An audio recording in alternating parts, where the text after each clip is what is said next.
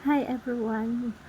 Napakasarap pala na matutunan natin sa buhay natin na maging busy tayo sa pag-acknowledge, pag-recognize sa mga tao. At it's a life-changing pala kapag ginawa natin yon, na nare-recognize natin kahit yung maliliit na bagay na ginawa na iba.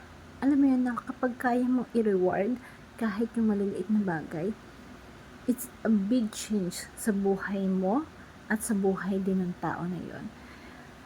Makakapagbigay ka ng inspirasyon na kaya mo mapataas yung tone level nila sa sarili nila, na kaya mo mabigyan sila ng moral sa buhay nila kahit na maliit lang yung bagay na ginawa nila. And napakasarap siguro nun, no, na kahit sa maliit na bagay is nare-reward ka, nare-recognize ka. Hindi dahil sa kagustuhan mo na or kagustuhan ng iba na laging maka-recognize lang, pero ang sarap sa pakiramdam na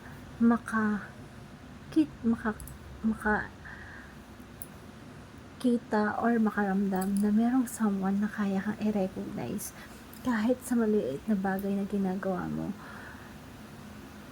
because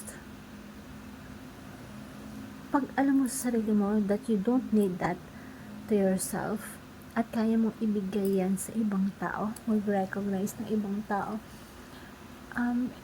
makakatulong tayo para maging able yung mga tao sa paligid natin.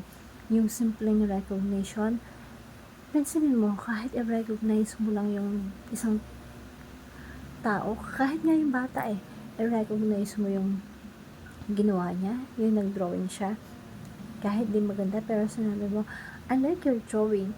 Alam mo yun, biglang makikita mo na lang ang laki ng changes sa mukha ng bata, yung happiness na marinig niya yun sa'yo. What more kung lahat ng tao ganon, na kaya mag-recognize, instead na i-down mo yung tao, nakapokus ka dun sa mali ng tao, but you are ready to recognize kahit maliliit na bagay lang. Kaya mo matulungan yung tao mapabago yung buhay niya, kaya mo matulungan niya yung tao na yun, mas mag-boost pa yung confident niya sa sarili niya. Kaya practicein natin sa buhay natin na matuto tayong mag-recognize or reward kahit lang yung maliliit na nagawa ng tao. Hope this simple motivational talk, you'll learn something. Thank you everyone and God bless.